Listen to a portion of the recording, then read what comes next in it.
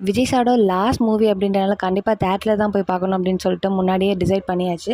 So டிக்கெட்ஸ்லாம் வந்து book பண்ணிவிட்டு நாங்கள் வந்து கிளம்பிட்டோம். அண்ட் நாங்கள் அன்றைக்கி கிளம்புனதே கொஞ்சம் லேட்டாக கிளம்பிட்டோம். ஏன்னா பவி கடையிலேருந்து வரது கொஞ்சம் லேட் ஆயிடுச்சு. ஸோ அதனால வந்து கிளம்புனது கொஞ்சம் லேட்.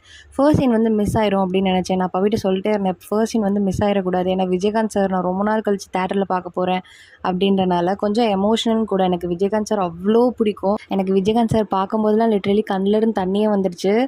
அந்தளவுக்கு பிடிக்கும். நான் இப்போ கூட அடிக்கடி பவிட்ட சொல்லிட்டே இருப்பேன், எனக்கு பையன் பிறந்தது அப்படின்னா விஜயகாந்த்னு பேர் வைக்கலாம் பவி ப்ளீஸ் அப்படின்வேன்.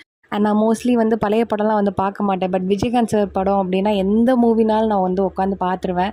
ஸோ அந்தளவுக்கு ரொம்ப பிடிக்கும். நீங்களும் விஜயகாந்த் சார் ஃபேனாக இருந்தீங்க அப்படின்னா கண்டிப்பாக கமெண்ட் பண்ணுங்கள். ஸோ மூவி வைஸ் எனக்கு பர்சனலி ரொம்பவே வந்து பிடிச்சிருந்து, ரொம்ப ரொம்ப நல்லாவும் இருந்தது. ஸோ மூவியெல்லாம் பார்த்து முடிச்சுட்டு நான் அதுக்கப்புறம் வந்து பார்த்துட்டிங்கன்னா ஹோட்டலில் சாப்பிட்டு நாங்கள் வந்து கிளம்பிட்டோம். நான் வந்து புரோட்டா சாப்பிட்டேன், பவி சில்லி புரோட்டா சாப்பிட்டாங்க. ஸோ சாப்பிட்டு முடிச்சுட்டு நான் அதுக்கப்புறம் வந்து வீட்டுக்கு கிளம்பியாச்சு. ஸோ இன்னொரு vlogல பார்க்கலாம். டாடா.